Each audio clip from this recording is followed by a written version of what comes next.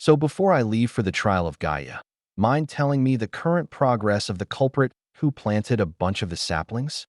Shiro asked since she wanted to know how much damage he has done. Well, so far we have found signs of his meddling in around 29 towns spread throughout all of the sections. While it may sound small, you need to remember that this is essentially 29 corruption saplings that we'll need to deal with. And even if we kill them, they could transform themselves into pools of corruption instead. We'll need to take some special measures. Trisha smiled. Oh, what kind of measures are you talking about? Shiro asked curiously. We'll interrupt the growth of the sapling before it can get to stage 2 and seal it away if we can. Trisha replied. What about after it blooms, or is there nothing we can do after that? Shiro asked. There is. Quella told me that you ran into a sapling that bloomed prematurely and became an incomplete pool of corruption. You're lucky you stopped it from fully blooming, otherwise monsters would start appearing from the pools. Right now, I suppose the pool is slowly growing and festering into something, but Quella's already sent a message to our sisters, so they'll be dealing with it. I see. That's a relief then. The dryad near that spot had thought that it was a normal dread sapling, so we tried to deal with it normally. Oh, by the way, the corruption sapling is still alive. Shiro took a sip of her tea. What? Quella turned towards Shiro. Yup. We didn't manage to kill it in the end. It released the pool and escaped by shrinking itself. We have no leads on where it could be. Shiro replied. That's a concern. Trisha frowned. Okay, we'll try to track it down if we can, but our main priorities are for you to complete the other trials. Have others complete the trials, the ancient terror, and the culprit that's been spreading the saplings. I suggest you make your way back to the section of life so that you can complete the Tower of Gaia. The culprit should be roughly around the border between the section of the underworld and the section of time, so I doubt you'll run into him. Trisha sighed. All right. Quella, are you joining me? Shiro asked. No, since I have work here. However, we can notify my other sister there, and she'll help you out. If you really want, though, I can keep my familiar with you. Quella chuckled. Since that's the case, then there's no need. My main concern was whether I can get first aid the moment I finish the trial. After all, you saw the state I was in just now. Shiro chuckled. Oh, if you're worried about first aid, then don't worry. My sister makes most of the medicines that we use, so she can spare you plenty when you arrive. Quella waved her hand with a smile. Hearing this, Shiro understood why they were rich. After all, they produce healing items that help people escape from the edge of death. With such things being in high demand at all times, it'll be a wonder if they weren't rich. All right, before I forget, what's the current status with the ancient terror? Are you able to track it down? We've been trying to keep an eye on his tracks, but since he can teleport himself short distances, it's hard to always have an eye on him. But there's nothing to worry about right now. We've been able to have a rough grasp on where he is right now, and he's making his way to the section of night. Trisha replied. What do you think his goal is for him to go to the section of night? Shiro asked. Not sure, but I doubt it's for sightseeing, as the section of night is filled with powerful monsters, especially those near the tower. The ancient terror might be looking to bolster his ranks by corrupting them. Trisha shook her head. I see. Oh, another thing. Are there other shortcuts like the one on the Tower of Uranus? You know, since this one allows you to skip tests so long as you climbed higher on the outside. There is. Each tower has its own way of skipping levels, but the only ones we know for sure right now is the Tower of Uranus and the Tower of Nyx. The others are still unconfirmed, so I can't tell you how to skip their levels. Trisha shook her head. How would I skip levels in the Tower of Nyx then? By defeating the monsters surrounding the tower. The stronger the monster, the higher up you go. If you can defeat one of her champions, you gain the qualifications to challenge the final test within her tower, as Nyx's trial prioritizes the indomitable strength that suppresses everything. Trisha smiled, talking to the two for a little longer. Shiro received a new set of clothes along with some spares in her bag before leaving the house, and proceeded to make her way out of the city. Once she was out, she jumped into the air and flew towards the border. I was stupid in my preparations this time. I didn't take into account food since Nike's trial refreshed my exhaustion every time I finished something. The primordial trials aren't going to be that kind to me, so I'll need to purchase some rations at the cities so that I don't starve. She thought to herself, since hunger was one of her biggest enemies in the Tower of Uranus. She felt like she could have passed out at any point since she was pushing her body past its limits while having nothing in her stomach, sighing softly. Shiro wondered what kind of ration would even fill her enough to keep on fighting, shaking her head. She looked at her bag and frowned. She had gotten a spare change of clothes in case the monsters destroy a bit of it like in the Tower of Uranus. Fighting nude wasn't desirable, so having something to change into was welcome, but she also needed space for her rations. I should probably get a bigger bag. Maybe some side pouches filled with rations. But they might fall out when I fight. While wondering about what she should do, Shiro sped her way to the borders. Once she was in the section of life, Shiro wondered if she could create air tunnels in this section. Closing her eyes, she pressed her palms together and created a compressed ball of air, pushing it forward. An air tunnel was created. This one will only last for a few days at most. If I made this in the section of sky, I'd be able to make it permanent. She muttered before snapping her fingers and dismissing the tunnel, shaking her head. She looked towards the tower in the distance and sped towards it. Thanks to her new primordial divinity, Shiro was now much faster than before, allowing her to travel through the section rather quickly. However, even with this bonus, she still took a few days before arriving at the city that was stationed near the tower, with how close she was to the tower. The influence of Gaia's divinity was obvious as all the trees were extremely tall and almost seemed like it wanted to block out the sun. The occasional peaks of sunlight that fall through all the leaves would illuminate the towns and cities in a celestial glow, which made one feel at peace in this place. Seeing this, Shiro wouldn't mind living here peacefully with her children, but knowing her bloodthirsty nature and combat addiction, peace was somewhat of a pipe dream. Landing just outside of the city, Shiro glanced up at the giant tower not too far from her and realized that there was a slight green tinge to the surface mixed with the gray of the tower walls, narrowing her eyes. Shiro noticed that the green was actually tiny plants that had been releasing something into the air of which she could only guess was nutrients for the trees. After all, there had to be a source of nutrient for the trees, otherwise they won't be this tall and lush. Just one of these trees could suck all the nutrients out of a place, never mind a whole lot of them like this. The Tower of Gaia was what kept them alive. Quickly buying quite a few dry rations from the merchants, Shiro made her way to the base of the tower. Looking up at the tower from the base, she placed her hands on her hips and took a deep breath before sighing. Now then, how the hell am I supposed to skip levels? Shiro muttered while looking around her for the last tower. She had information on how to skip the test, so it was a breeze, but the same couldn't be said about the Tower of Gaia. Currently, the tower was surrounded by tall trees which obscured the top from sight, while vines dangled from the branches. There were no gates per se on the tower, and she doubted that climbing up would let her skip levels. Standing there for a moment, she watched as a few people walked up and summoned the gate and entered the tower, scratching her hair. Shiro sighed before looking for someone she could talk to. Looking around, she managed to spot a woman carrying a basket of flowers and decided to try her luck. "Excuse me," Shiro called out. "Good afternoon. How may I help you?" The lady smiled softly. "I just want to ask, but would you happen to know anything about the tower?" Shiro asked, pointing towards the base of the tower. I do, but it's all basic information that everyone knows. Since you look like you're wanting to give this tower a try, may I suggest you go to the Tower Research Hall, since they have quite a few notes on the tower," the woman suggested, as Shiro nodded her head. "Thank you very much." Shiro bowed slightly before walking towards the map, checking where the Tower Research Hall was. She managed to find its location quite easily. Upon entering, she was immediately confronted by an angry young girl that barely reached her chest. "What took you so long? Quella and Trisha said that you'd look for me straight away, but if that woman didn't tell you about this place, you wouldn't have even come here." She pouted. The young lady had long blonde hair and a pair of emerald eyes. She wore a beautiful dress much like the one that Quella had, only in a smaller size. "Pardon." Shiro paused for a moment before remembering that the two did tell her that their older sister was going to look after her when she arrived.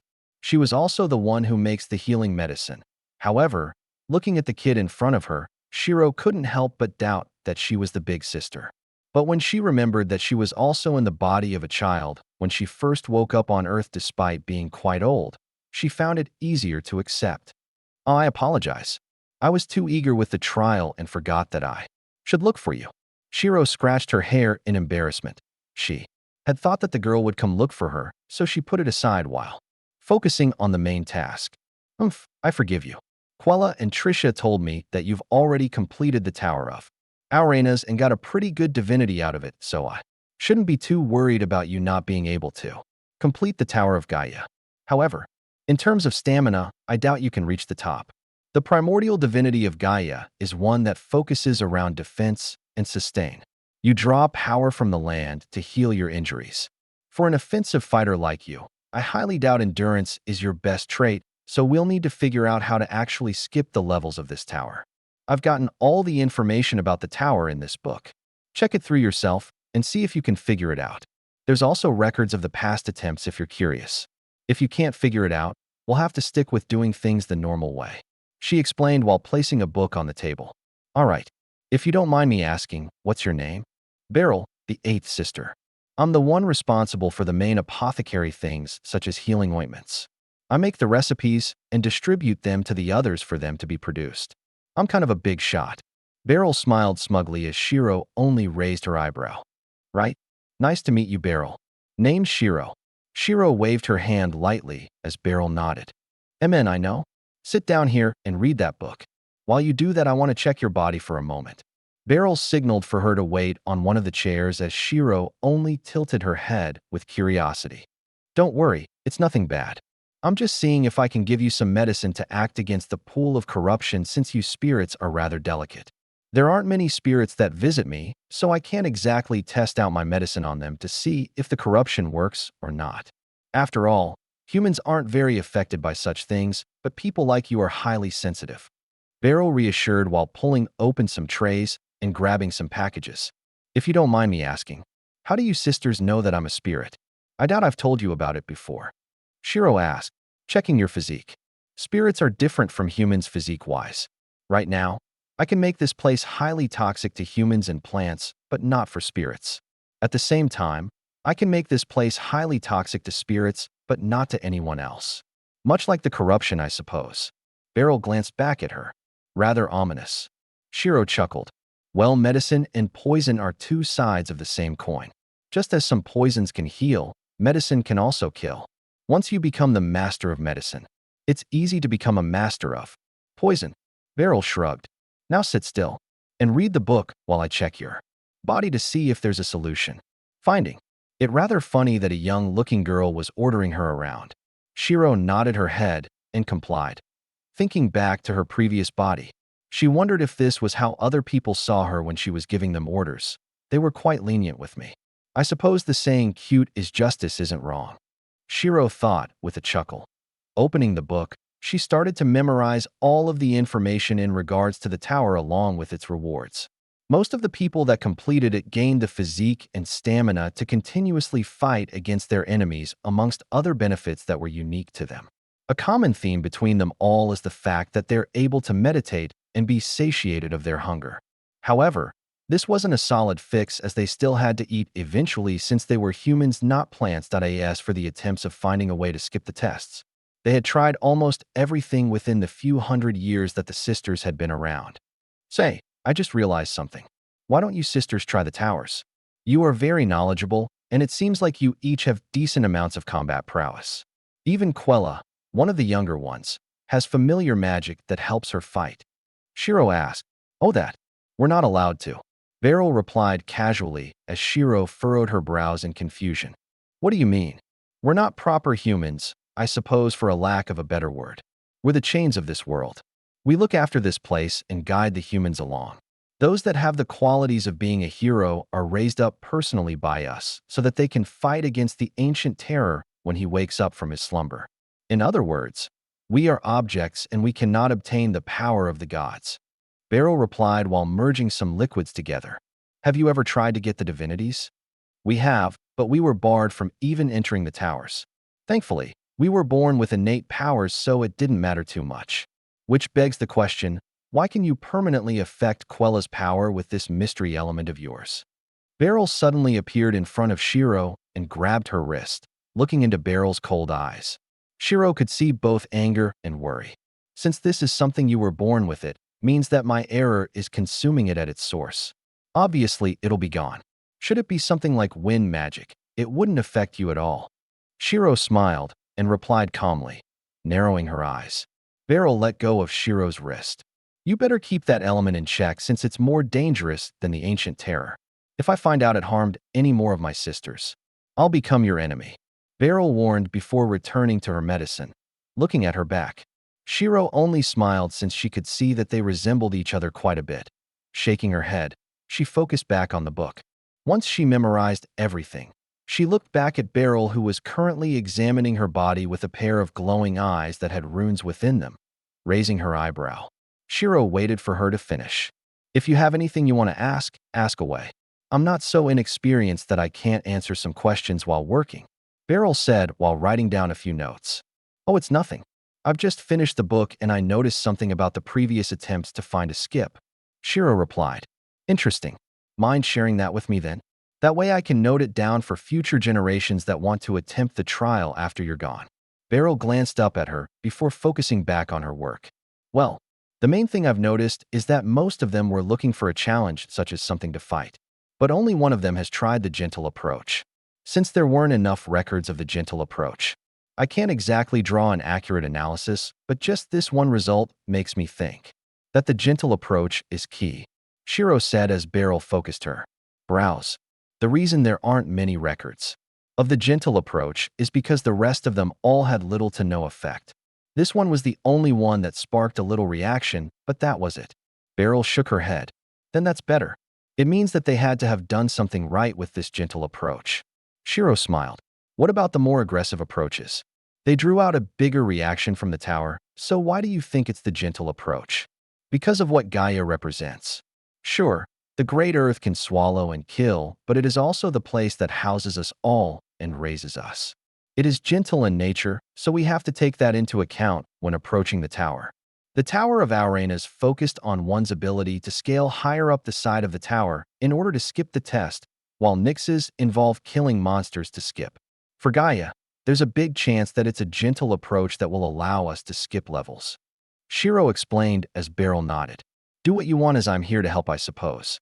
I'll provide you with anything I can, such as medicine for when you enter the trials. You'll need them. Beryl shrugged. Speaking of medicine, do you have anything to stimulate someone's potential? Something that allows them to fight harder? Shiro asked, since something like that would be quite helpful. Nope. Oh, I have our prototypes since they could explode your heart if you're not careful. Beryl replied casually as Shiro paused. They'll explode the heart. Yup. Tested it on some animals and watched them die instantly. Beryl nodded her head. Wait, I thought you weren't allowed to kill in this section. You can't. I got a Dryad's help. Didn't you get the same? Beryl looked up at her while pointing at her eyes. With these eyes, I can analyze your body in detail. And I must say, the amount of dormant sigils you have are rather concerning. How did you even get so many in the first place? Did the gods have a giant *X party and you were born? Beryl asked with a frown. Rather crude, but no, they did not do that. It'd be more concerning if they did. Shiro shrugged. Don't count it out. Stories of Zeus are rather lustful. Beryl replied after a short pause. True. What medicine do you have that can help in a fight then? Shiro asked. I only have two aside from healing. One that can numb the sense of pain for a while, and one that can heighten your sensitivity of your surroundings. The first one is dangerous since it also dulls your other senses such as hearing, which could throw you off a little, while the second one heightens your pain too. I don't particularly recommend trying either one out, but they have shown promise in certain combat situations. Beryl replied. I'm a bit interested in the second one. My senses are already heightened beyond normal standards, so having them increase some more would be interesting. Shiro smiled. Can you resist the pain then? If you're hit once, it could throw off the battle completely. Even the smallest scratches hurt, like a broken arm. Beryl frowned. Oh, I'm fine with that. Before I do anything, you can heal broken arms, right? Shiro asked. Yes, I can. Why do you ask ***? Breaking her left arm by the elbow, Shiro presented her broken arm to Beryl. See, my pain tolerance is quite high, so I can ignore the problem of heightened pain. You idiot. You could have just told me. Beryl shouted out while quickly grabbing some medicine and cloth from her tray. Well, you might not have believed me so. Shiro shrugged, but with her broken arm dangling by the side, the shrug looked rather odd. I would have trusted you, dumbass. Beryl retorted while making sure her arm is in the proper spot before applying the medicine. It should heal in 2 to 3 minutes. But what kind of dumbass breaks their arm so casually? Beryl clicked her tongue. This one. But anyways, can I try the heightened senses one? What other backlashes are there? Shiro asked. Nothing aside from feeling super tired afterwards. Beryl replied while grabbing a golden liquid from one of her drawers. This is the medicine. You can try it if you want, and I'll make sure there's nothing wrong with your body. Nodding her head, Shiro used her right hand to grab the drink and drank it all in one go. The liquid was quite cool, and it had a slight honey taste to it. But once it started to travel down her throat, it was akin to a ball of fire which tried to burn everything to a crisp, interesting taste. Shiro raised her eyebrows since she could feel exactly where the drink was in her body. It's just how it is, Beryl replied while checking her body. The medicine should be working. Now, how do you feel? Beryl asked. Looking around her along with moving her right hand a little, Shiro couldn't notice much of a difference. Nothing feels different, Shiro replied as Beryl furrowed her brows. TSK. Seems like your body is always in a state of high sensitivity. The effects of this medicine is similar to a fever in which you become hypersensitive for a while. It doesn't add on sensitivity, so since you're always in this state, it makes sense that the potion did nothing to you, Beryl explained before, sighing and looking up at her. How the hell are you even this sensitive? Beryl asked. Probably thanks to a martial art that I practice along with some other factors. Shiro shrugged nonchalantly. What the hell is a martial art? It's just a stylized way of fighting. Anyways, setting that aside, are you able to give me some of your best medicine? If I can't find the skip, I'll have to challenge the tower normally, and having some healing items would be very helpful. Shiro smiled. Amen. If you had to pay me, you'd be owing me quite a few hundred gold by now. Beryl shrugged before going through the other drawers, packing all of her potions and ointments carefully into a bag. She handed it to Shiro. Do you want a better way to store these, or is this bag okay? I'm not sure how you fight, so I don't know if this bag is okay. Beryl asked. Probably not if I'm honest. I do a lot of dashes and flips when I fight. Shiro replied. Then don't dash or flip and the medicine will be fine. Nodding at her reasoning, Shiro found Beryl rather fun in that she was quite blunt, looking at her head. The temptation to pat her hair started to grow stronger as Shiro was about to reach out when Beryl moved out of the way. Only my older sisters can pat me. If you're done, you should see if you can find the skip for this tower. Beryl frowned as Shiro nodded her head. If I find a skip, I get to pat your head, okay? Shiro grinned. We'll see, Beryl replied. After all, if Shiro does indeed find the skip, it means that people in the future can access the final level without as much hassle as before. Watching Shiro leave, Beryl started to pack up her equipment. After leaving Beryl's house, Shiro made her way back to the base of the tower, arriving at the base. She looked up at the top and narrowed her eyes, with the information of the past attempts playing in her mind. She furrowed her brows. The first thing the person did was offer the land large amounts of nutrients in the form of liquefied essence. However, I don't have this, so I need to find a substitute. She thought to herself while thinking of what she could do, remembering that there should be a dryad in most forests. Shiro wondered where the dryad of this forest was. Thinking about it for a moment, Shiro flew out of the city. Once she was clear, she sat down on a branch and wondered if the spirits would arrive if she spread her aura out, focusing her power around her. A gentle current started to blow through the forest. While she was focusing on spreading her aura, a few curious orbs of light flickered nearby but didn't make a single move. Noticing their presence, Shiro didn't do anything since they'd approach her once they felt comfortable enough. After a while, more and more orbs of light started to appear. Suddenly, a rustling sound could be heard as a young girl popped her head up from the bushes. She had scarlet hair and a pair of aqua-blue eyes. "Ah, so it was you," she exclaimed in a hushed voice, looking around with wariness. The young girl dashed towards Shiro at impressive speeds, stopping her stream of power. Shiro looked at the young girl with confusion. "Follow me." She placed her finger over her lips before tugging at Shiro's sleeve. Nodding her head, Shiro followed the girl and ran deeper into the forest. While they were running, Shiro noticed that the forest started to look a little different from her mental map and understood that it was a situation similar to what had happened the first time she had met the dryad along with the Minotaur. This was a private space that was somewhat detached from reality.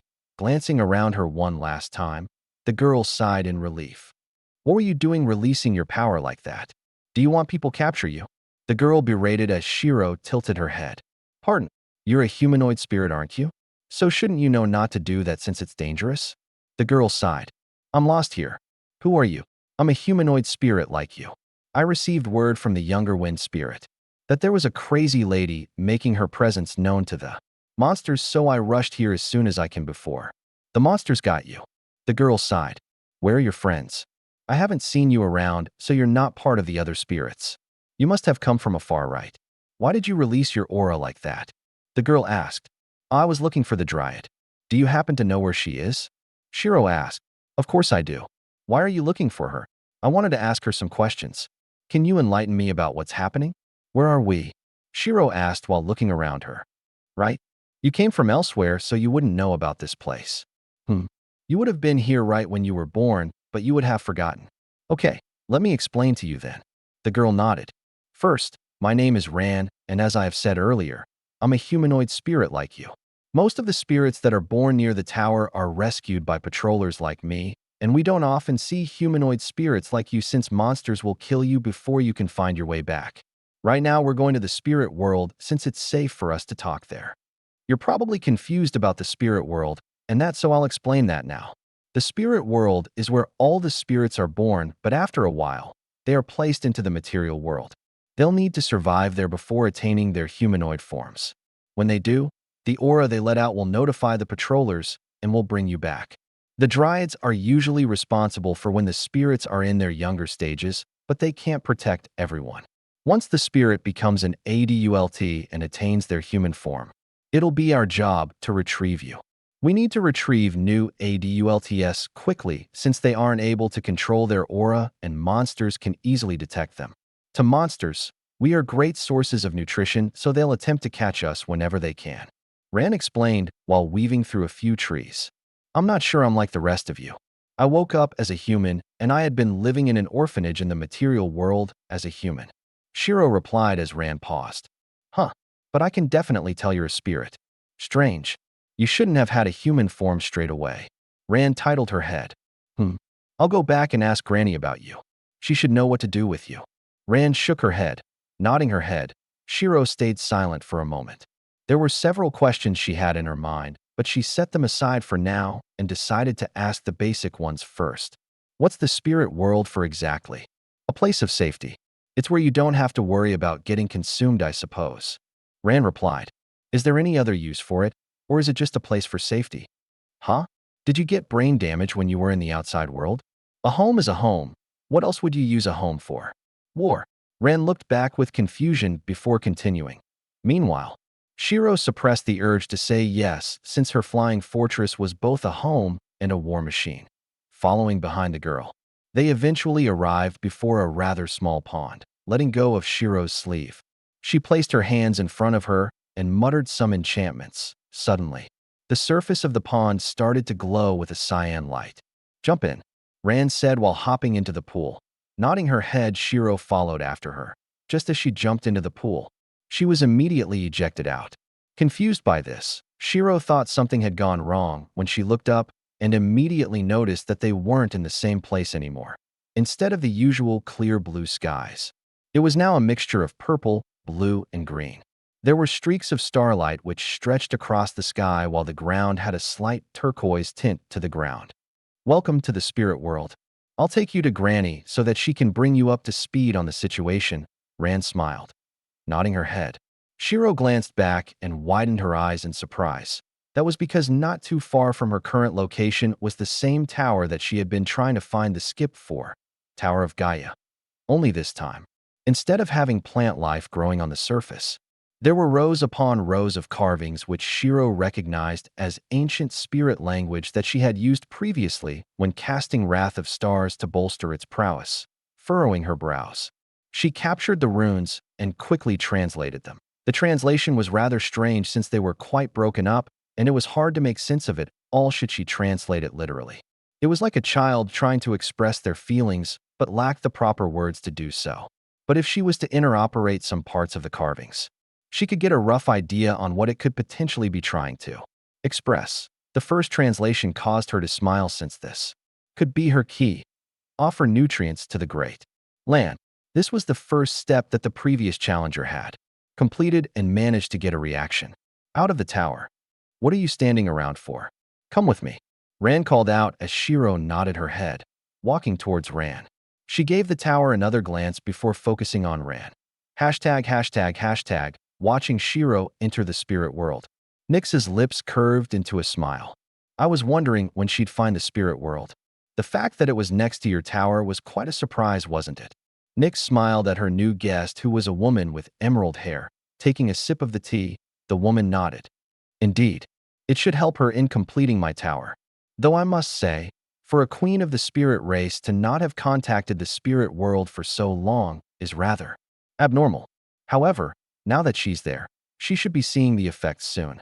Even if she doesn't succeed in this trial, when she comes out, her prowess as the queen should increase by quite a bit. The woman smiled softly. Amen. I wonder what her true spirit nature is.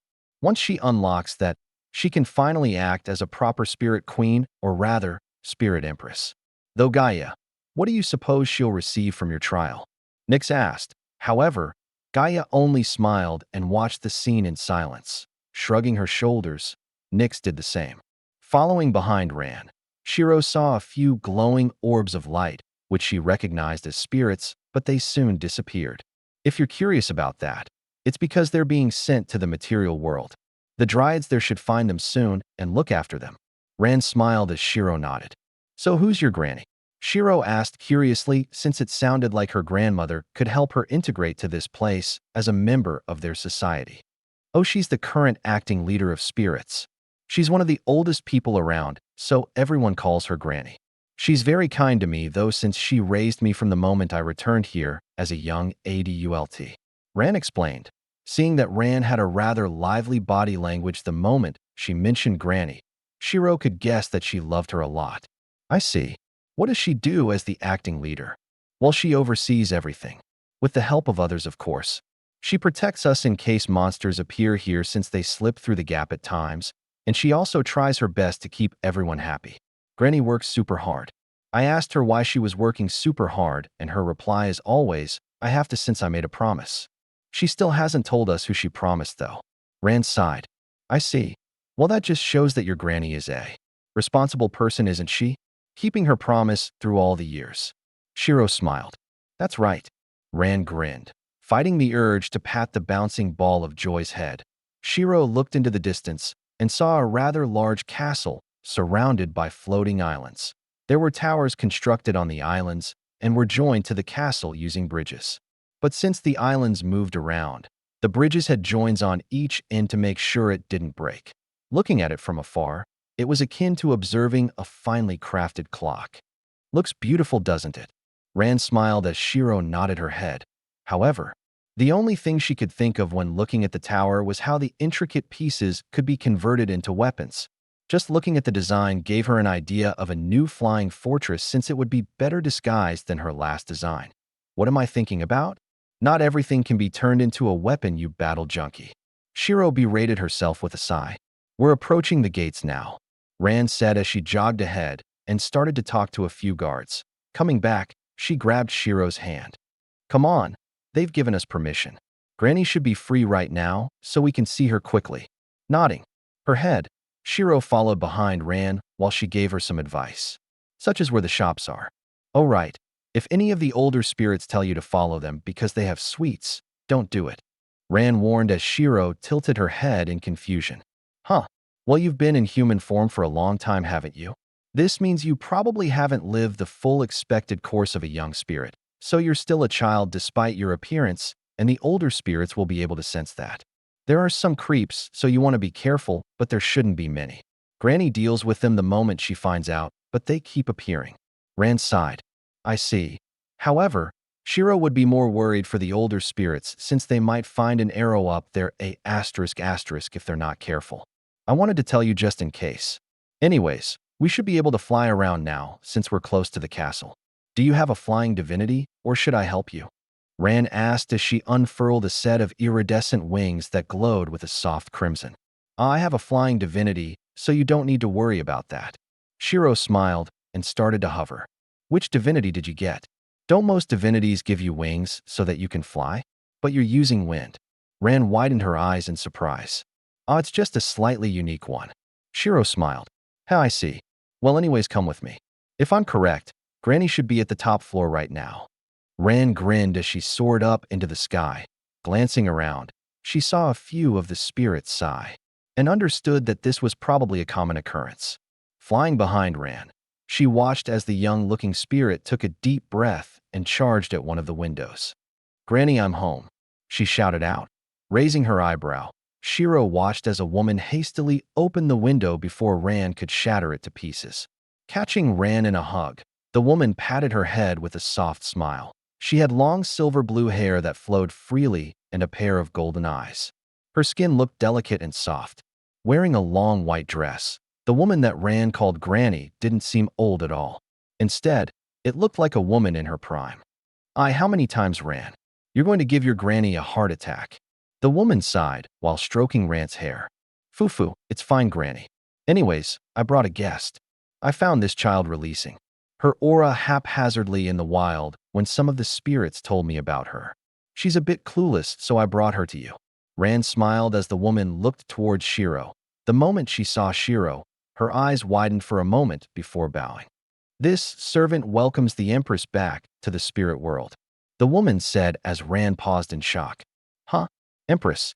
Ran tilted her head and looked back at Shiro, who was just as confused as Ran. Pardon. Hearing confusion in her voice, the woman took a second glance at Shiro before sighing. My humble apologies. With my old age, it seems like. This servant has recognized you as the previous empress who had graced us with their presence. Please, come inside. The woman stood to the side as Shiro nodded her head. Flying through the window, she landed gently in the office. Granny, what do you mean by empress? Is this child someone important? Ran asked. Patting her head, the woman smiled softly. This child isn't any ordinary child. She's the next empress of the spirit race. Or rather, she is already the empress. But I am confused. How come your highness has not awakened your true spirit nature despite being the empress for quite a long time? It also seems like this is your first time in the spirit world, as your body is still adapting to this place. The woman asked with concern in her voice. While my circumstances have been odd, Shiro smiled while sitting down on the sofa in the center of the room with the table in front of it. I see. But before we go into detail of anything, can I ask which domain are you governing over? This one in the Forgotten Realms or the world outside of this place? The woman asked with a sad smile. The world outside this place. Shiro replied. Asterisk sigh. It's a shame, but I suppose the world outside is in more danger than this place. It makes sense that the Empress would appear there instead of here. The woman sighed. Sitting down opposite Shiro, she looked towards Ran. Can you get us some tea, dear? Right away. Ran nodded and left the room. Care to introduce yourself and what this place is? Since I'm a rather new Empress, and as you can guess, know nothing of this place, since this is my first time in the spirit world. Shiro smiled as the woman nodded. This servant is called Lamira. I was the attendant of the previous spirit queen that was born in this world and have been acting in her place under the promise that I will look after the spirits in this world. Lamira replied as Shiro nodded her head. And this is the spirit world. This realm also exists in the outside world, but it is whole in this place due to the primordial towers. With their presence, this world is able to stabilize, allowing more spirits to be born and giving us a safe haven of sorts without having to survive out in the dangerous world. Lamira smiled. The main purpose of the spirit world is to help spirits, but there are some benefits the material world may receive from us. One of which is that the land gets a certain amount of nutrients from us.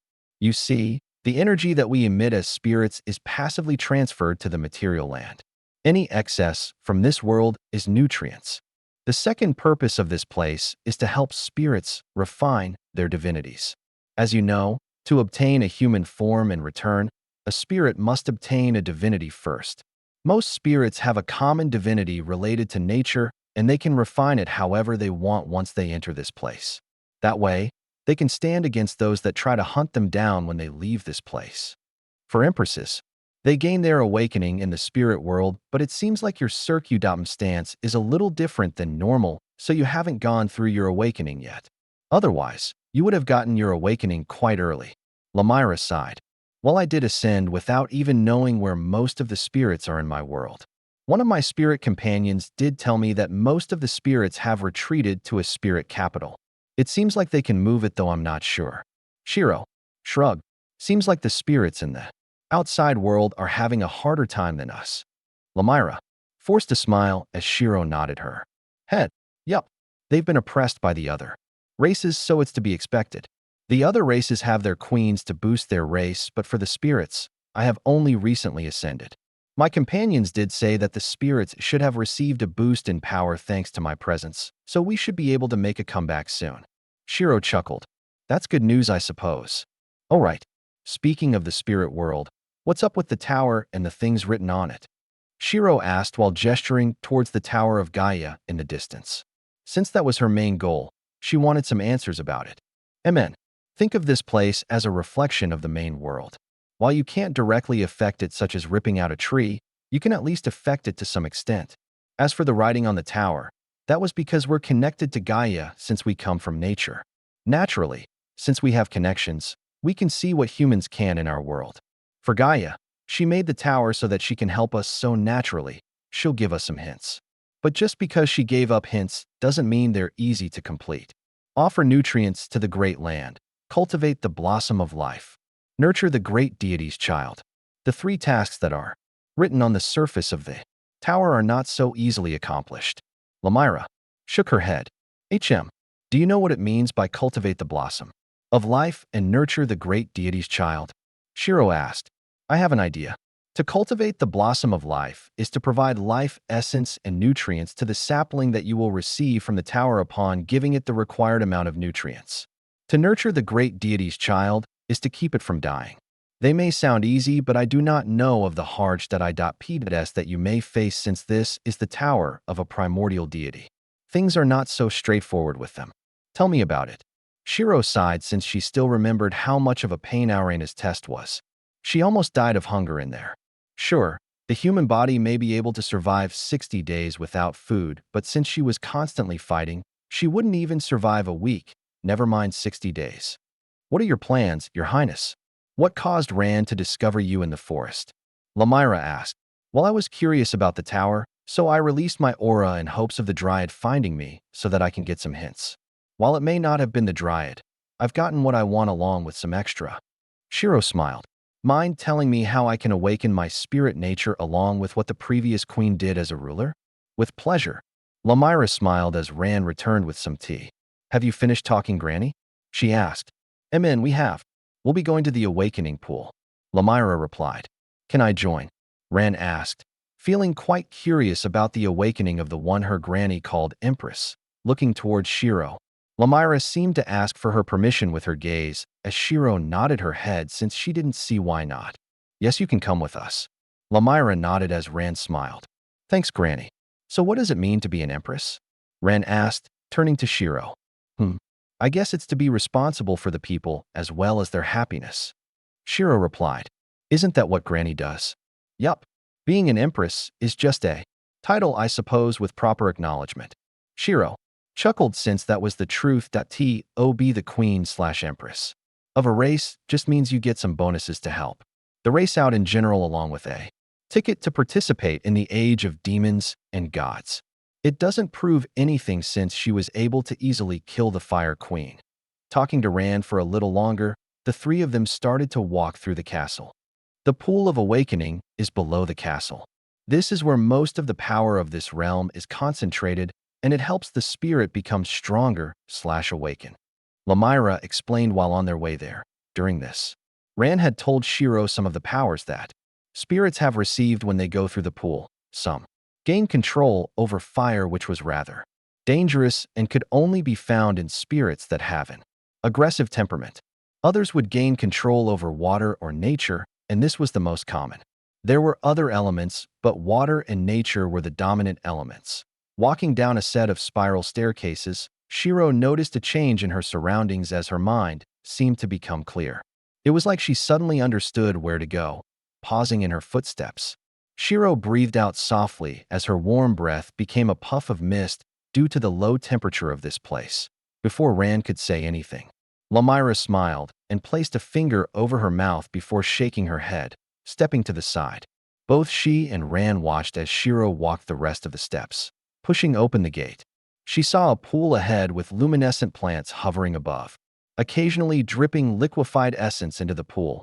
Walking up the pool, Shiro tapped her finger against the surface as a ripple spread outwards and ice started to crystallize in the air around her. Standing up straight, Shiro stepped out and placed her foot into the water.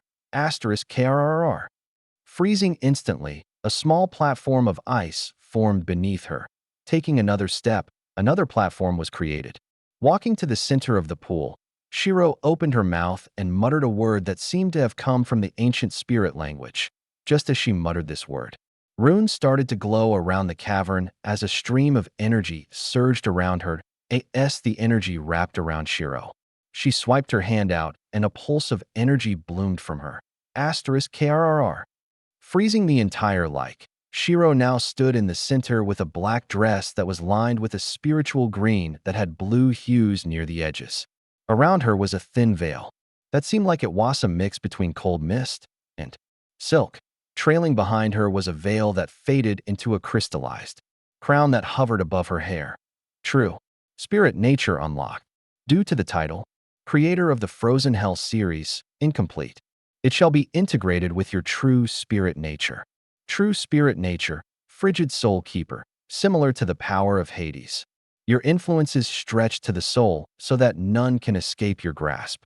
Your ice will seal them in an icy prison so that you may decide what you want to do with them, due to the nature of your Frozen Hell series. So long as you can imagine the spell, its creation will be guaranteed as long as it is within your current scope of power. Reading this description, Shiro raised her finger and drew a circle in the air. Suddenly, a ring of green flames exploded out roughly 50 meters away from her with her in the center. Soon, butterflies started to appear as they were made from this green flame. Leaving behind a faint trail, one drifted onto Shiro's finger. Soul Reaper butterflies. These butterflies are attracted by the scent of a soul. Should one attach onto you, it will refuse to let go and your body will slowly be chilled by its presence. Once enough Soul Reaper butterflies land on you, you will be frozen in an icy prison and your soul will be dragged away by these reapers and presented to their empress. Looking at the Soul Reaper butterflies with a small smile, Shiro flexed her fingers and shattered them all into shards of ice, which melted soon after. Breathing out softly, Shiro dismissed her spirit nature and she returned to her normal form. However, just as she did this, she noticed that a new bar had appeared on her system. Spirit nature, 95 out of 100, tapping on the numbers. She saw what they meant. When you enter your spirit nature form, this energy will drain at a rate of 1 energy per second regardless of spell use. It recharges at a rate of 1 energy per hour. In this form, you gain the same benefits of an additional divinity. Raising her eyebrow, Shiro was quite happy with her spirit nature. Not only did it give her some interesting abilities of being able to cast a spell so long as she can imagine it, and that it's within her scope of power, but it's also able to give her the benefits of another divinity, which meant that when she has this activated, it's similar to having completed a 3rd tower for additional power. Feeling rather happy with herself, she walked back to where Lamira and Ran were since the pool was still frozen thanks to her previous action. Thinking about it for a moment, Shiro entered her form once more and quickly thawed the ice before returning to normal. Just a simple move like that took me 2 energy. I need to be careful of when I use this since it'll take 7 hours to regenerate everything that I had used. Shiro thought with a sigh. Congratulations, Your Highness. Lamira called out with a smile as Shiro looked back to her. Thank you. This will come in handy in the future. Shiro chuckled. What do those butterflies do? Ran asked curiously. They steal your soul. Shiro grinned as Ran tilted her head. Can you do that? Of course I can. I've even got Hades' weapon to help me. Shiro shrugged before summoning Nivlam. This weapon here can help me steal souls. She explained. Can you drag out my soul? I wonder what I look like. Ran mused as Shiro couldn't help but laugh. You don't want people to drag your soul out since it's the same as them killing you. Shiro sneaked in a pat on the head as they walked back up the stairs. Now that you have awakened, is there anything you wish to do in this realm? Lamira asked. Not really, but do enlighten me on what I could do that may boost my power. I'll be needing it. Shiro shrugged. Thinking about it for a moment, Lamira shook her head. There aren't many ways for spirits to get stronger aside from enhancing/awakening their spirit nature. Since you're the queen, your spirit nature is different from common spirits, as yours is powerful from the start. Further enhancements are difficult and not something you can achieve in short periods of time. Perhaps you'll have more success when you go back to your world. Lamira replied as Shiro nodded her head. In that case, then are you able to help me with the first task on the tower? The one that says provide nutrients. Shiro asked. Oh, that. We provide nutrients daily, so we've long completed that task. You just need to complete the last two, and you can do that in here so that we can help you in the process. Plus, if you do it in here, there's less chance of the sapling dying since there are no predators here. Lamira said as Shiro paused in her footsteps. You can do that here. Yes. Remember, I told you that this world is connected to the main world. Our actions here do indeed have some effects. Plus, with our connection to Gaia, it's only natural, isn't it? Lamira tilted her head. Thinking about it for a moment, Shiro nodded her head. Well, that just makes my job easier.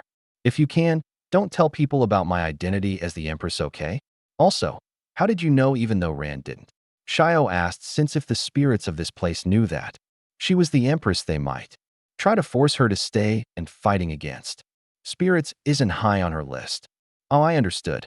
Your identity, because I worked closely with the previous queen. There is a faint difference in aura between the queen/empress and common spirits.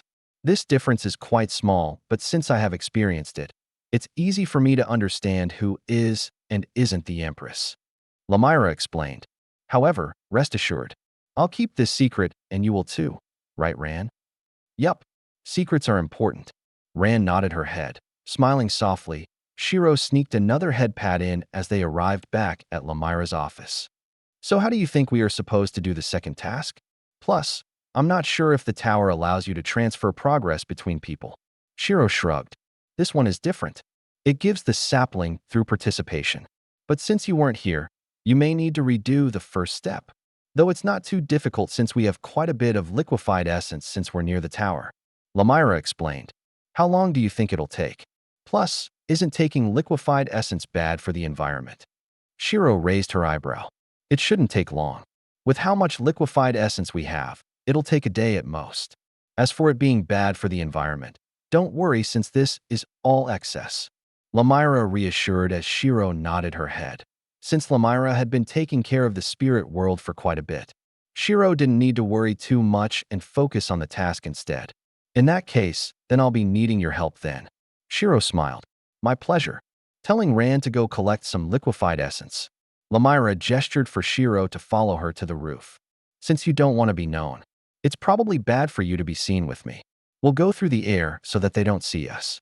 Don't worry, I can camouflage us, but it'll be a bit hard if we walk near them, so flight is the best way for us. Lamira smiled as she waved her hand. Suddenly, a sphere of water appeared around them before disappearing. That should do it. Shall we go? Nodding her head, Shiro activated her divinity and jumped into the sky. Seeing this, Lamira was about to cry out in shock, but when Shiro was hovering, she understood what divinity she had received. You surprised me. I didn't think you would have obtained the primordial divinity of Uranus. Why are you going for Gaia's tower if you already have a primordial divinity? Lamira asked as Shiro shrugged. For collection purposes. Shiro replied since that wasn't too far from the truth. However, it was still good to hide some information from her as they haven't known each other for a long time. In simple terms, Shiro couldn't trust Lamira just yet, accepting this response. The two started to fly towards the tower of Gaia. As Shiro flew closer, she realized that the spirit world was somewhat like a mirror image of the real world. Similar to how her rift acted, she could see the city but not the people. Spotting Barrel's store, Shiro raised her eyes and wondered if she could interact with it as normal. Do you think I can open a door if I wanted to? Shiro asked. If it is unlocked and slightly ajar, yes, because the wind could have opened it. Otherwise, no. Think of your actions in the spirit world as actions of nature. If the wind could possibly open this door, you can open it and the wind will act in your place. Of course, there is the possibility of getting stuck in a house, so we make sure to warn the spirits before they go messing around a place. Lamira explained as Shiro nodded her head. What about the spirit city? Since it's made in this place, what influences does it have on the real world? No influences so long as there is space for us. Think of it like this, we can kind of interfere with the real world, but they can't interfere with us unless we build on a tree. And they cut it down. Lamira shrugged as Shiro nodded her head, getting some more information about the spirit world. The two eventually arrived at the base of the tower. When they arrived at the base of the tower, the two took a moment to rest up while waiting for Ran to arrive with the liquefied essence, despite her wanting to test out her new abilities soon. Shiro had to save it for when she actually fought since she only had 95 seconds of her new form. Each second would need an hour to recharge. Thinking about this, she sighed. I wonder what it'll be like to combine this with my other abilities. She mused to herself while on this train of thought. She was curious about what had happened to her Frozen Hell series since she wasn't able to check her main status page in this realm. Now that she had her true spirit nature, there was a chance that her Frozen Hell series had disappeared from her system. However, there was also the chance that it could have become something else entirely. She wasn't sure. Sighing softly, she wondered how hard the other trials were. She had been in this place for a while now, and she was missing the real world quite a bit. If I was on Earth right now, it would have been past my birthday if the passing of time was the same. Shiro sighed. What are you wondering about, Your Highness? Lamira asked as Shiro shook her head. Nothing. Just wondering about how long it'll take me to leave this place. The way you came? How did Your Highness find the Forgotten Realms to begin with? Lamira asked curiously since there weren't any passageways to the Forgotten Realms that could be easily accessed. Oh, nothing much. Nyx sent me here saying that I need to undergo a trial or something. Shiro shrugged as Lamira widened her eyes with shock. Pardon? Who sent you here? Nyx. You don't know her? Strange.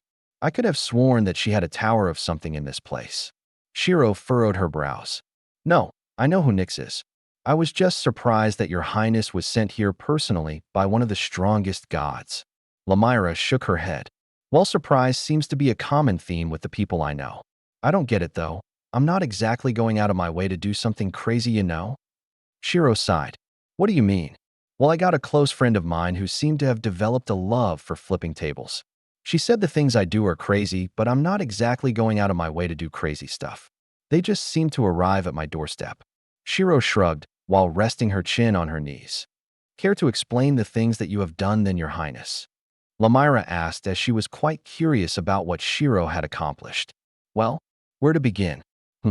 I killed an avatar of a god, killed the soul fragment of a god killer for good, and I also killed a queen.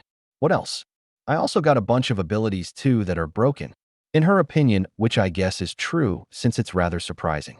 When I can heal the entire world in one go if the conditions are right. Shiro shrugged as Lamira paused in shock at her casual mention of feats. So, you killed an avatar of a god? Yup. And you killed a god killer? Yup. And you also killed a queen much like yourself? Yup. She was surprisingly weak, but that might just be because I'm good with fighting humans and she wasn't prepared for me. Shiro shrugged. Amen. And you said you can heal the entire world. Well, the people in the world, but yes. Yes, I can if the conditions are right. Shiro nodded. Is this everything that you've accomplished so far? Not really, since there are more, but I've done quite a bit despite not even being a year old technically. Since the time flow in this world is different from the outside world. Hearing that Shiro had essentially fought against a god despite not even being 1 year old, Lamira could see why her friend would feel crazy. The worst part was the culprit is saying this all as if it was just a casual walk down to the shops and nothing more. Killing a piece of a god was not casual at all, was what Lamira wanted to shout out, but she was in front of the Empress, so she needed to be careful with her words. I see, was all that she could say. Compared to some of the things I did before, surely this isn't too crazy, right? Though I suppose the fact that I can kill a piece of a god at this stage is thanks to this little guy. Shiro smiled as error appeared on the back of her hand and rubbed against her cheek. Patting his head gently, Shiro played around with him. This helped you kill a piece of a god. Lamira tilted her head at the small bundle of circuits. Yup. This little guy will enter their body and rip out their soul, I suppose. He essentially breaks them down and consumes them before transferring some of their power to me. Shiro explained, though it seems like it doesn't work like usual in this world. So far, he's only helped me kill them quicker, but didn't transfer power. Otherwise, I would have gotten more when he managed to consume a shard of Auranas. Asterisk cough. Choking on her own saliva. Lamira was taken off guard when Shiro said that. The small bundle of circuits had consumed the shard of a primordial deity, but the fact that she had completed the tower meant that this was indeed one of the possibilities. Plus, she had no reason to lie, so this was most likely what had happened. However, after a short moment, Lamira realized something. Wait, if the bundle of red had consumed the shard of a god properly, then the god will need to replace the shard, or else the final layer would have no protector. I don't worry about that. Since Nyx has sent me here, I'd say there's a 90% chance that she's watching right now. Not sure about her scope of control, but she hasn't done anything. As for the shard being consumed, I'm sure Nyx will probably tell Auranas and he'll replace the missing shard. Shiro shrugged. How are you certain that she is watching? Lamira asked. Well, Nyx ain't exactly busy, so she'll probably pass time by watching this. Plus, she's one of the ones responsible for this trial, so it wouldn't make sense if she didn't watch. Shiro stretched her body before standing up. Nyx, if you can, make the sky dark or something. Just show that you're watching, I guess. Shiro shouted out as Lamira furrowed her brows. However, before Lamira could even say anything, the sky suddenly darkened before returning to normal. See, she's watching. Shiro smiled. Staying silent, Lamira could see why her friend wanted to flip a table. One doesn't just casually tell a god to darken the sky so that they know the god is watching. However, that was exactly what Shiro had done, talking a bit longer about her achievements. The two waited for Rand to arrive. Each achievement that Shiro told Lamira caused her to be shocked into silence, but she calmed her mind and just thought of it as a child showing off to her. Only this time the child was her empress, and that she wasn't lying about her achievements at all. Everything was true. Thankfully, it didn't take too long as Rand soon arrived with a bag strapped to her back. Granny, I brought the liquefied essence. Would this be enough? I didn't want to run since it might spill. Rand asked as Lamira nodded her head, feeling slightly grateful that she didn't need to listen to more of Shiro's achievements that if she did. She felt like she might lose her sanity since it didn't sound possible, but it was all true. This should be enough. Just guard this place if you can so that some curious spirits don't find out what's been happening. Lamira instructed as Rand nodded her head before she left. She set down the bag. Opening the bag, Shiro could see a giant jar filled with liquefied essence. Just being near it and breathing part of it and made her feel refreshed. So what do I do with this? Shiro asked. Offer it to the tower so that it may spread it to the land around it.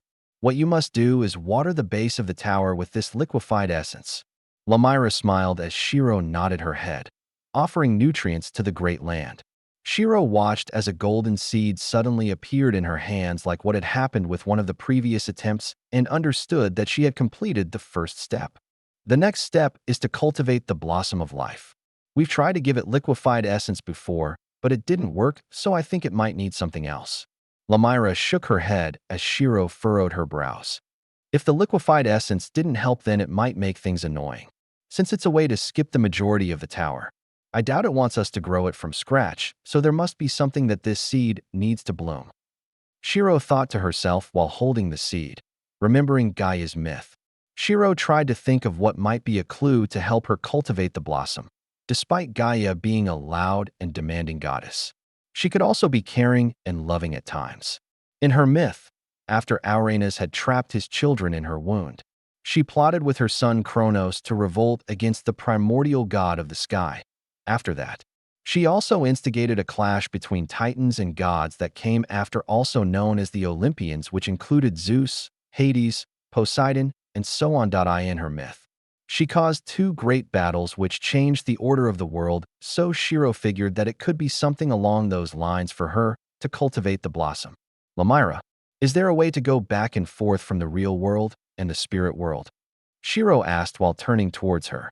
There is, but it'll take more energy if you don't use a natural gate like the pool that Rand had used. Lamira replied. What kind of energy does it use? Is it the same one that powers my true spirit nature? Shiro asked curiously. Kind of. It's the same energy you use to activate your divinities, so when you open up a portal, you'll feel a wave of fatigue wash over you. Lamira explained. Huh. You get exhausted when using your divinity? I mainly get exhausted from hunger more than anything. Shiro tilted her head as Lamira glanced at her in shock. Wait, so you don't get tired even when you use Aurena's divinity? Lamira asked. Am I supposed to? Shiro asked. Each divinity has a drain on your body every time you use it. For normal people, using Aurena's divinity for more than an hour would completely exhaust them. For a lower divinity, they can at most use it for a few hours. What's the longest that you've used a divinity? A whole day? I was mostly hungry, so I had some food, but I didn't feel exhausted from using my divinities. And for your information, my first divinity is from Nike.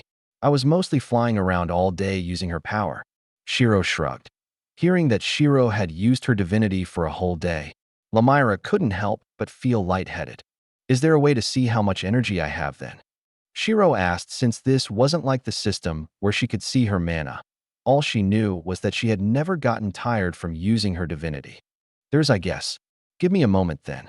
Lamira sighed as she soared into the air, not too long after.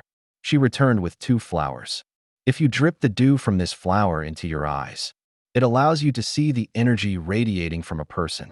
Naturally, you can only see as much as they reveal, but it's hard for most people to hide that, so 8 times out of 10, the reading you see is accurate.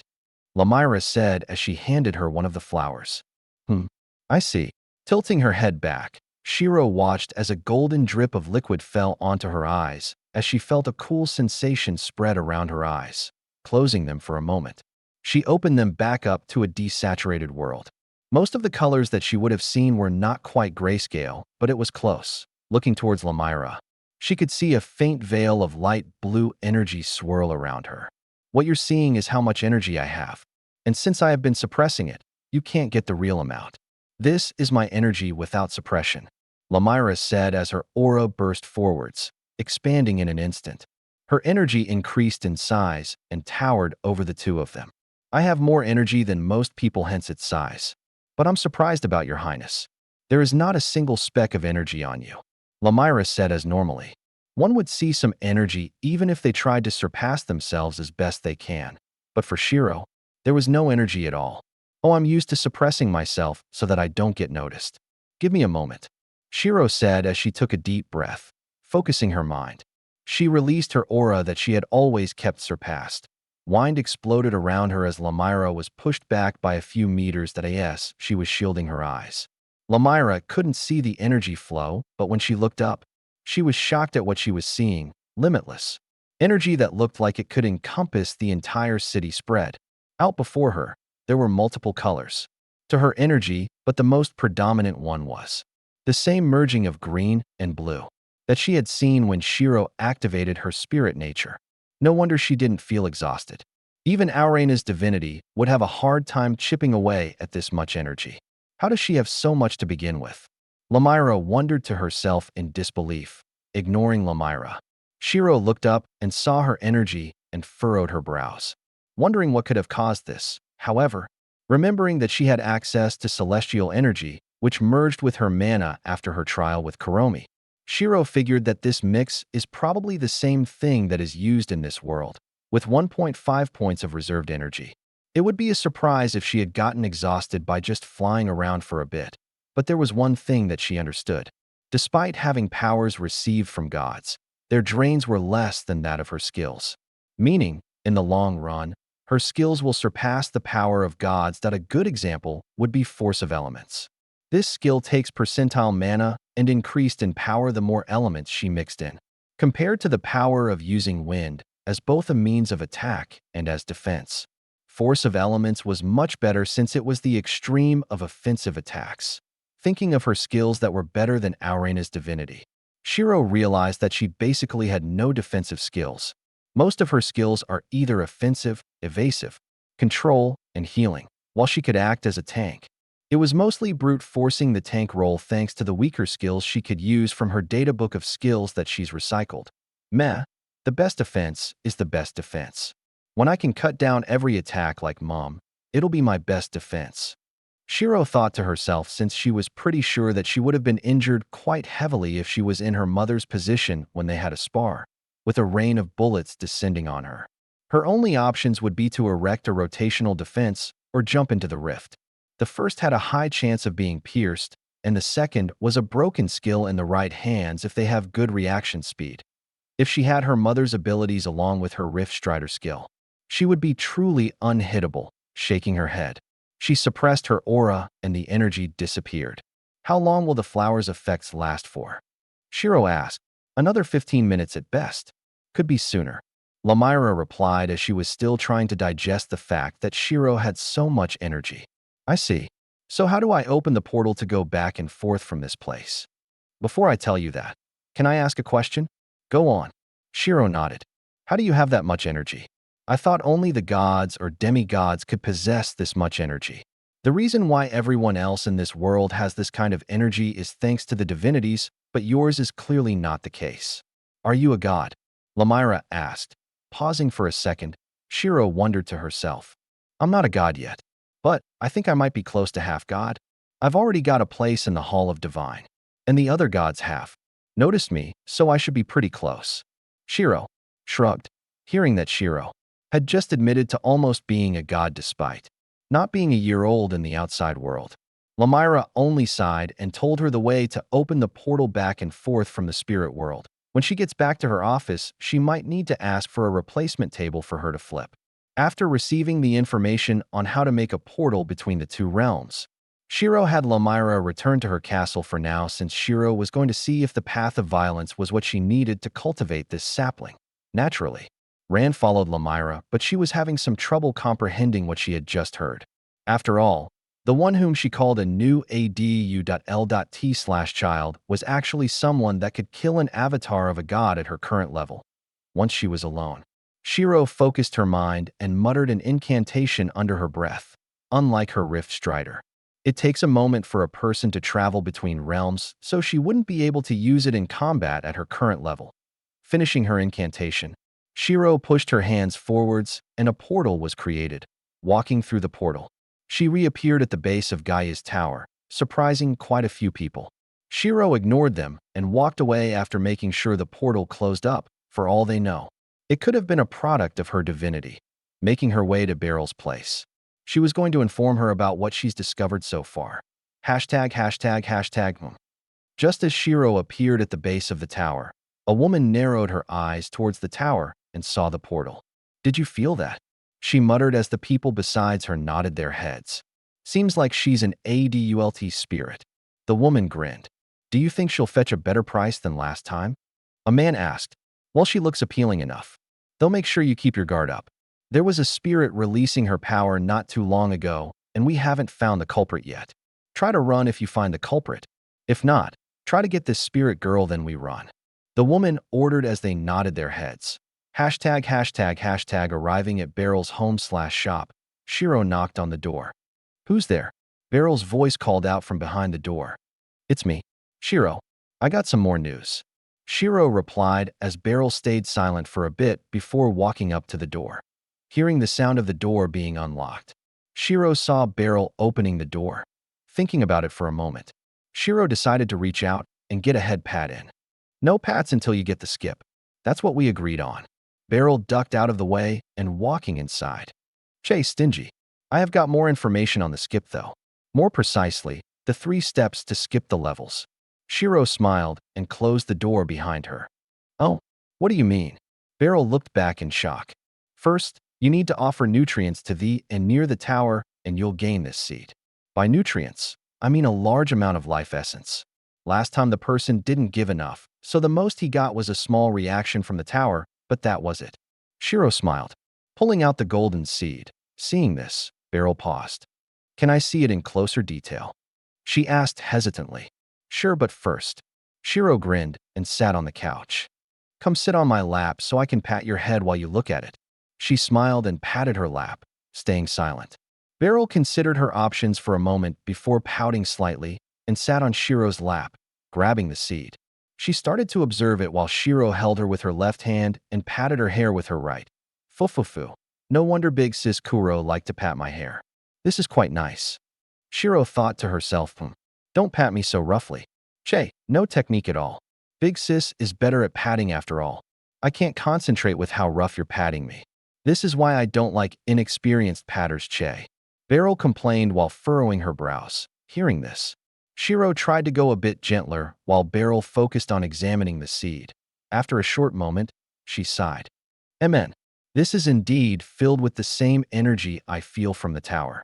After giving nutrients to the land, what else do you need to do? She asked while handing the seed back to Shiro. Attempting to hop off, Beryl found herself restrained on Shiro's lap as the patting continued. Well, after it said that I needed to cultivate it into the blossom of life, which I'm not sure about yet, so I'm trying to find out. As for the last step, it was nurture the great deity's child. Shiro replied as Beryl contemplated about the possible meanings of each step. What are you planning for the second step then? Beryl asked. Well, I'm going to kill a few things and see if their blood or something can cultivate this seed. Since Gaia's myth tells us that she orchestrated 2 wars, I can guess that she is not exactly the peaceful type. If killing enemies doesn't work, then I don't know. Shiro shrugged. If you can let go of me, you should probably go do the second step now. Beryl complained as Shiro sighed and let Beryl go. I should. Heis. I'll get better at patting next time. Shiro smiled before leaving through the front door, clicking her tongue. Beryl locked the door. After leaving Beryl's home, Shiro made her way out of the city since she wanted to find a few monsters to kill and see if the seed accepted monster blood. However, just as she left the city, she noticed people following her and rolled her eyes. When the hell can I leave a city without a group of people trying to kill me? I didn't even provoke anyone this time. She complained in her mind as she was somewhat annoyed. But just as she thought of this, her annoyance soon turned into happiness since this was good for her. After all, this just means she gets to test out human blood too. Narrowing her eyes, Shiro decided to speed up her travels a bit so that she wouldn't affect the city before she could even call out on her assailants. Shiro felt danger all around her as arrows started to fly towards her, widening her eyes. Shiro summoned Nivlim and slashed around her. Cutting the arrows that would have pierced her, she kept her guard up. Who's there? Why don't you come out if you're trying to kill me? Shiro furrowed her brothers while she knew where they were. It's better for them to think that she doesn't so that she could sprint a surprise attack on them. Asterisk crack. Splitting the earth apart, a pair of hands tried to grab Shiro's ankles while people launched towards her from all directions, narrowing her eyes.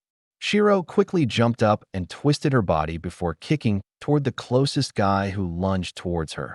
But before her foot could come into contact with him, a barrier surged around the man and reflected her foot, narrowing her eyes. Shiro activated Nike's divinity and unfurled her wings. Using to push the people around her away slightly, she quickly hopped back to make some distance. She didn't use Aurena's divinity yet since she wanted to know who these guys were. If they were trying to get her bounty from the organization, then she'll kill without mercy.